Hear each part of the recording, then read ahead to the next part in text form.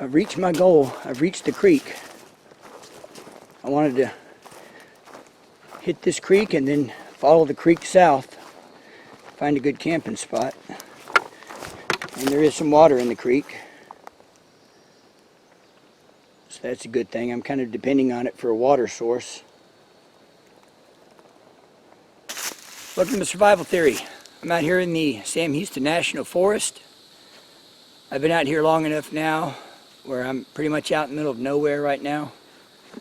I've reached my destination of a creek that was on the map, and now I'm going to stick to that creek and head south. The reason I'm sticking to this creek is because it's 95 degrees outside right now. Feels like 101. It's supposed to get hotter. Sometimes there's no breeze at all. You know, I'm soaking in sweat. I haven't hiked that far really, and my canteen's empty. I've got more water in my pack, which I'll use to fill up this canteen again. And towards the end of the day, I'll be replenishing my water in this creek using a filtration system. This video is about bugging out in hot weather. So, let's get going.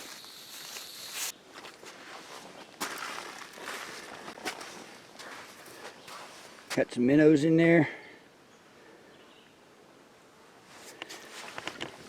Sandy, so it's not very muddy. There could be some quicksand, but it's definitely a lot cooler than up there on the trail.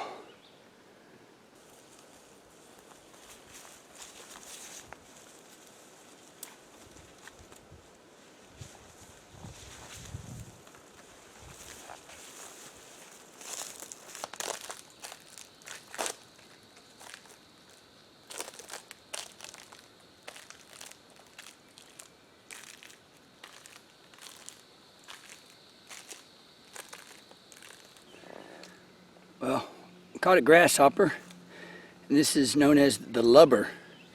Now, if you saw my video entitled Grasshopper Tastes Like Chicken, where I eat grasshopper, it's a great survival food. However, as mentioned in the video, this is the one grasshopper that's poisonous, and this is a young one.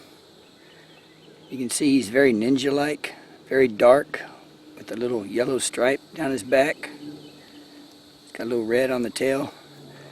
And they don't jump very well. And while we're at it, I went just a few feet away, and here's another one. Another lubber, the poisonous grasshopper. Relatively speaking, this one is still small. So it's still dark with the ninja stripes on it.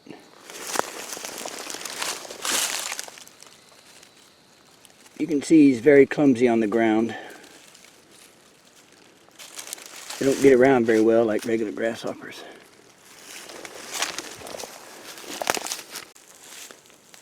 Well, this is looking like a good place to set up camp. I've got grass here that'll soften up underneath my bedding. There's not too many yopons to clear. It's just so thick out here that it's hard to find a place, you know, without doing too much clearing. It's shady right now. I've got the creek right here to my right, and in front of me right here I've got a deep gorge. So humans or hogs cannot approach me from there or there without me knowing. They can only approach me from this direction.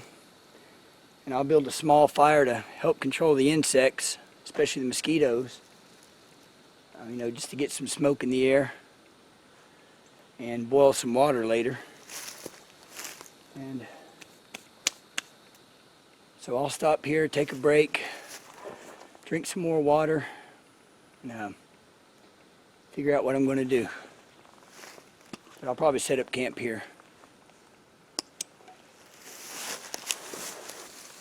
Alright, so I'll do a little cleaning up around here. Then we'll do a gear check. Show you what I brought. So let's do a gear check. Alright, so on me, I've got my Brunton compass, excellent compass, jet scream whistle, got my canteen on my belt. Of course, the canteen Has a little bit of 550 cord in there. It's got a small ferro rod, a little multi-tool, a button compass. Let's see, what else do I have stashed in there? That's it on the canteen. Of course, as part of the canteen, it has the small stove and the cup and the lid. And of course, I've got my Blackbird, OKC Blackbird, with this survival pouch attached. The survival pouch has a ferro rod. What do we got in here? The aluminum foil, some emergency tinder, a button compass, and there's something else down in there. I don't remember what it was. I guess in a survival situation I would dig through there and find out what it was. And this actually has a whistle as part of this.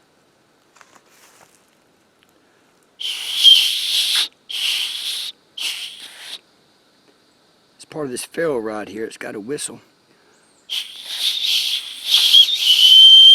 There it goes. I'd probably forget it was on there if I was lost. Okay, and I've got my cell phone in my pocket. And maybe a little bit of range. I'm kind of out of range. Showing one tiny bar. I might be able to make a phone call if need be.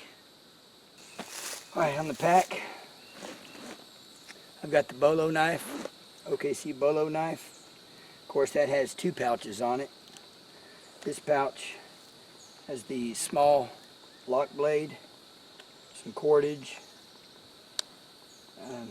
The lower pouch is a little survival kit. I've got a headlamp here with extra batteries. These are my sunglasses in the case, which I just took off. This is the clean canteen. It's now just about empty of water because I refilled my canteen. And over here I've got this pouch here. Got some webbing and carabiners.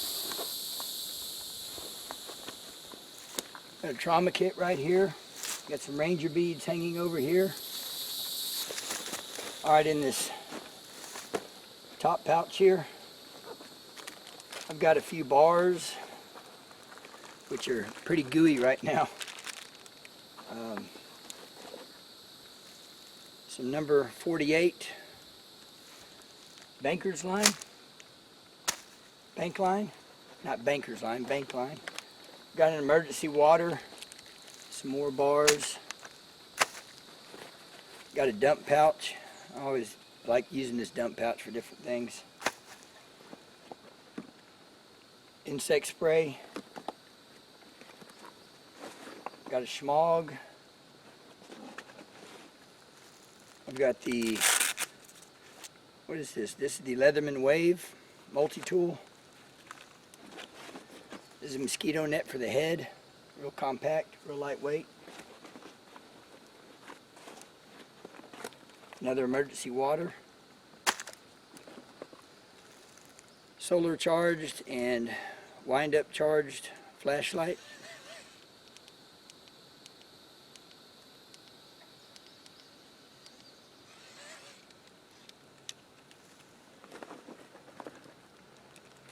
Just some doodads in there. These are the little mini tourniquets. Here's some twine to help start a fire. There's a little emergency lighting thing in there. This is 90% alcohol for any scratches or wounds. Disinfectant. I've got the Laplander in here. Some tissue, some toilet paper, a few wet wipes. Looks like a couple large Band-Aids. And that's it for in there. Alright, let's open the main compartment here. See what I brought.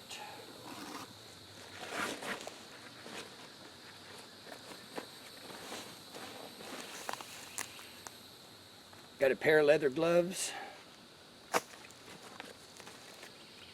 camo poncho. This is what I call the junk bag. So I throw all the loose stuff in here. I've got a clean fiber cloth, some coffee filters. This is a personal hygiene kit. It's got deodorant, toothpaste, chapstick, shampoo and soap. Help keep myself clean if that ever comes. Extra shirt, socks, and underwear. Write in the rain notepad, permanent marker, and a pencil. And that's it in there.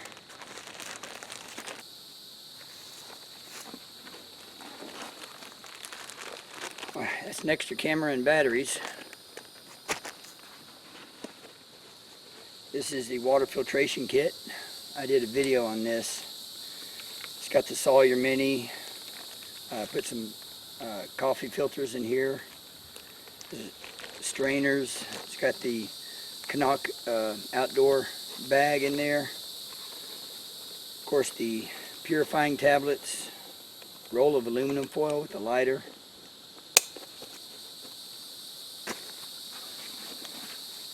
It's just a little IFAC individual first aid kit. It's got gauze, Advil, tampons to plug a wound, various band-aids, paper clips, even got a syringe in there. And I got some Noxo in here too, in case I come across a corpse or something. Put that under your nose. You'd be able to stand the smell. It'd be great during the apocalypse. Probably need that under your nose all the time.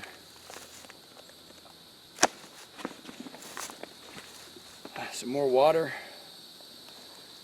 in the plastic bottle.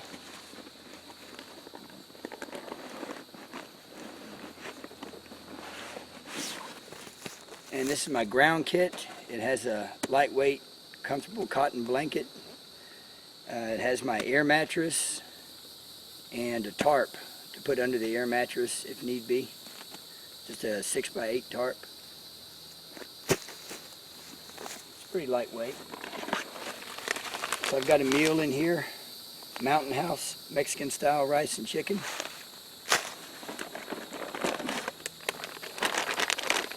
Big bag of trail mix. Oh, this has got walnuts, dried mango, almonds, cranberries, pumpkin seeds. Pretty nutritious. Got a lot of protein, omega-3s. It's heavy too, so I need to start eating that so I don't have to lug it around anymore. Another Mountain House. This is one of the Pro Packs that's vacuum sealed. Chicken teriyaki. Friendly Swede mosquito net. This will be the lifesaver tonight. I like carrying this. It weighs nothing, so I always carry it.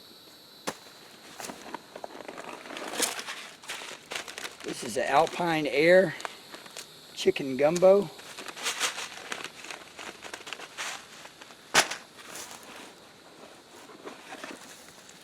Or this is some super tender. This is fat wood shavings, fat wood strips, mixed with a little bit of dryer lint, and that combination makes it go up instantly. It's great.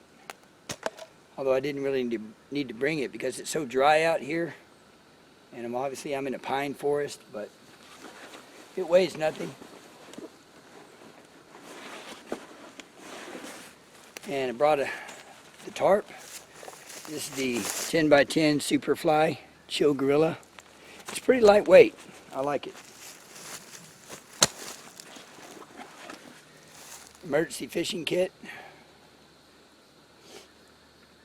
And if I were actually bugging out, I could probably make it to Lake Conroe, where I'd be able to fish a lot.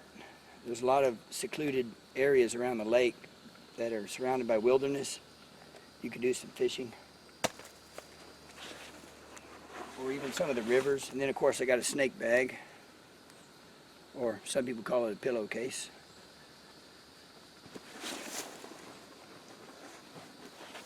And that's it. Now what I did before I left is I put my backpack on, and it must have weighed 55 pounds. I mean, I loaded it up with all kinds of stuff. And then knowing this heat, there was no way I was going to carry 55 pounds in this heat for an extended period of time. You know, maybe I could have, but I didn't want to put that much of a strain on myself if it wasn't necessary. So I kept taking things out, and sure enough, I'd say, well, I just removed a couple pounds. That means I could add this. And so I'd almost put all the weight back in. And then right before I took off down the trail, I removed a bunch of stuff that I knew I would not use. And I still managed to bring some luxury items. You know, even this fatwood container here is a luxury item because I just don't need it out here. I ditched my large 6-inch by 1/2-inch ferro rod because that actually weighs a lot. So I opted just to use my small ones. And there's just a lot of little things that I did not bring. I should be all right. And in this heat, you don't really want to overburden yourself.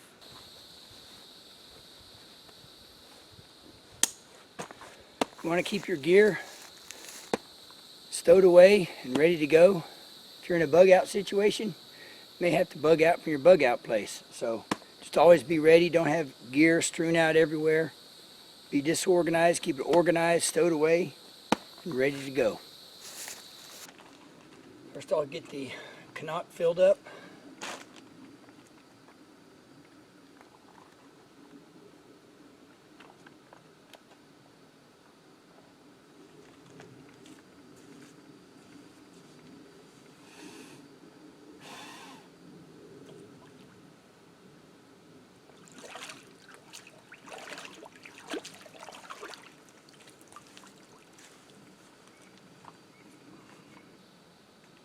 Then I'll put the Sawyer Mini on it.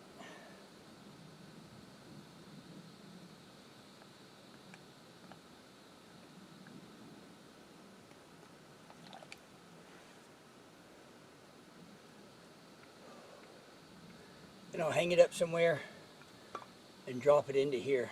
This is clean. Already looks pretty clean, doesn't it? Alright, so hang that up there.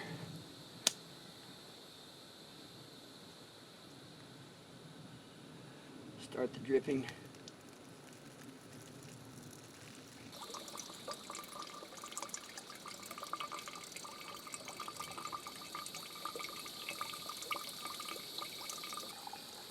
So during SHTF, you know, if it happens during the summertime, or it's still occurring during the summertime, in an area like this, where it's in the mid-90s to 100 degrees easily during the summer,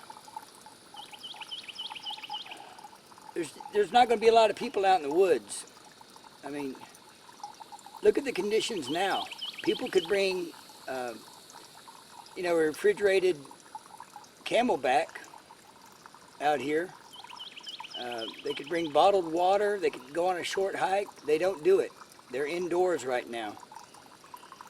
And during SHTF, they will not be coming out here. They won't make it. It's just too hot. It's just too hot. People don't even go out in their yards when it's this hot. You know, most people don't. They're so accustomed to air conditioning, and sometimes people are just afraid to sweat. But when the going gets tough, they're not going to be out here. I guarantee you. And they're certainly not going to go off trail. You can't go off trail out here. It's just, it can't be done unless you have a compass, a map, you know how to use them, you're familiar with the area. You at least need to have a map and compass. So that rules out 95% of the people right there. Now there's a lot of hunters. I've heard a lot of people say, you know, the hunters will be out there. But most of the hunters I know, they won't touch this weather. It's too hot. They know how to hunt, but they're not necessarily outdoorsmen in the sense that they'll come out in all types of weather. They will stick with hunting weather.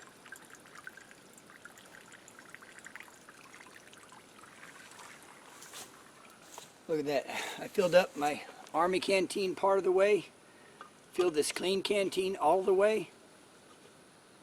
There's still quite a bit in that Canuck bag up there, so man, those Canuck bags are awesome. Especially in weather like this, in a climate like this, where water is absolutely essential. Just as building a fire during the winter might be important. You know, this time of year in this kind of climate, fire is not important. What's important is water. Fire may be important for boiling water to purify it, but water is the #1 priority for sure. It's scorching hot. You're sweating constantly. You can't go too far from a water source, because if you do go too far from a water source, that means you've got to pack water. And at about 8 pounds a gallon, you just don't want to carry too much. So I'm fortunate that there's water in that creek, so I can rehydrate my body, get my containers filled up. But during a drought or several weeks without rain, which is quite common, there's not going to be any water in that creek. That means I would have to carry about 1.5 gallons in this kind of weather to make it through the day. Now you can make it on less, but you become dehydrated, and the effects of dehydration, you can get lost easier. You're not thinking clearly, you're not aware. You know, it's just not good to be dehydrated. You can have a heat stroke, have heat exhaustion. I've actually had heat stroke when I was younger from being out in the field and working in that field and not getting a drink for a few hours. You know, the heat builds up, your body temperature rises, you're not drinking, and that's when you have a heat stroke. So out here, it's the rule of 3, but it's 3 W's. You've got to have water, you've got to have a way to carry it, and a way to purify it. It's the 3 W's. Because water is king out here in this kind of weather. Now, a lot of bushcraft and survival is about shelter building. And shelter building is important, especially in cold weather. But in this environment, in these temperatures, you don't really want a shelter. You want to be as open as possible. You don't want anything that's going to trap heat around you. You don't want your heat trapping around you. You want open as possible.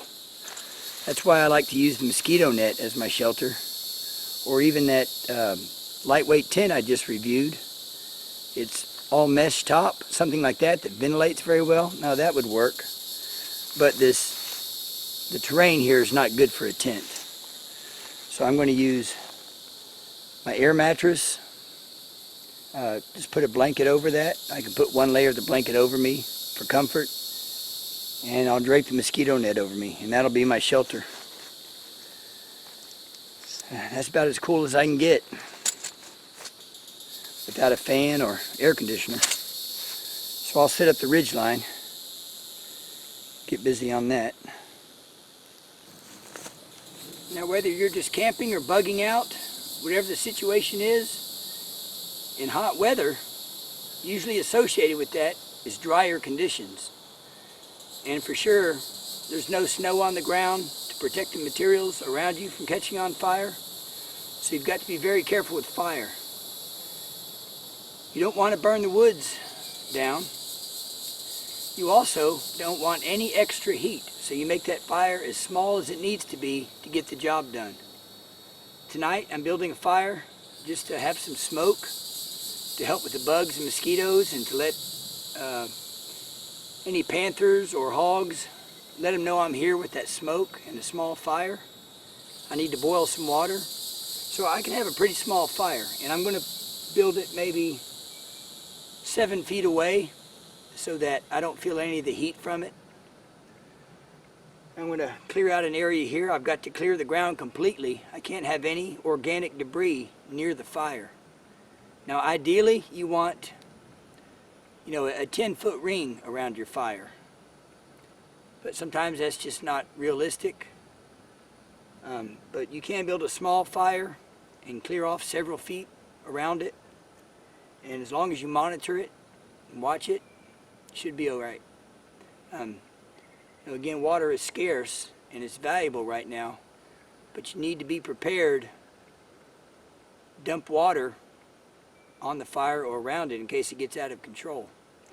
And in a bug out situation, you may need to douse it out quickly and throw dirt on top of it to get rid of the fire and flames anyway.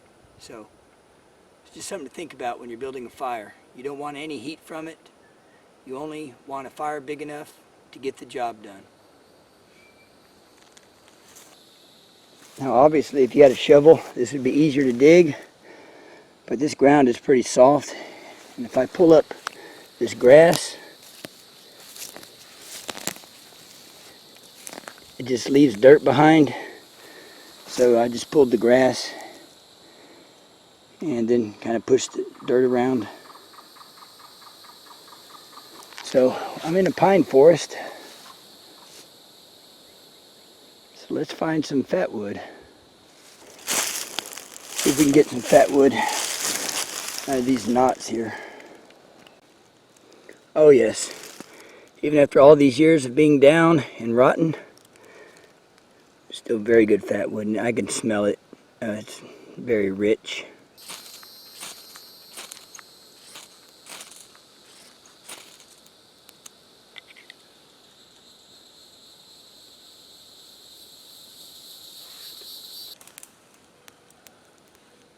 Now in a bug out situation, it started to get dark.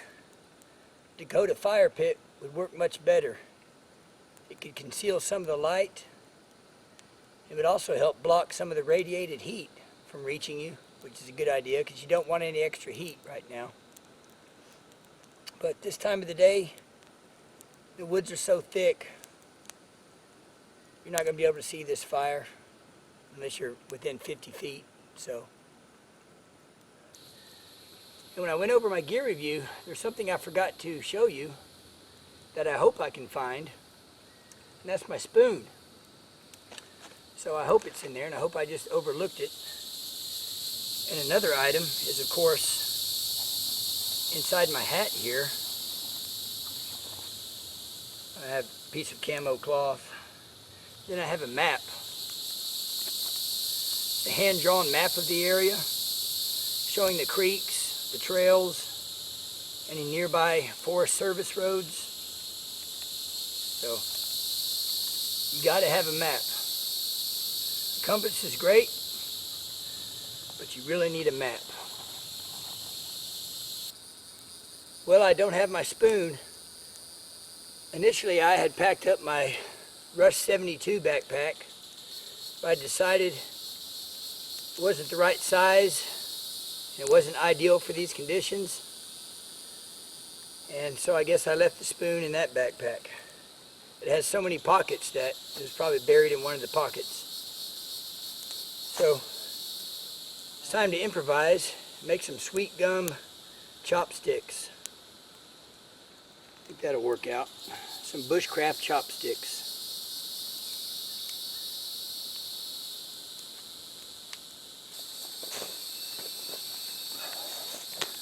So I got about 30 to 45 minutes of light left. I'm going to get this eaten. In a bug out situation in this kind of heat, you'd want to eat a lot earlier than this, because in the heat of the day you're going to want to hydrate, relax, do less strenuous activities, maybe even cook, depending on how much you can avoid the heat of the fire. And then in these evening hours, that's when you want to get your hard work done. The sun's lower, the temperature's dropping. It's just a much better time to get work done, just like in the morning. This is also the time when other people would be active. So if there's going to be anybody out here, it would be at this time. Thanks for joining me today on this very hot day.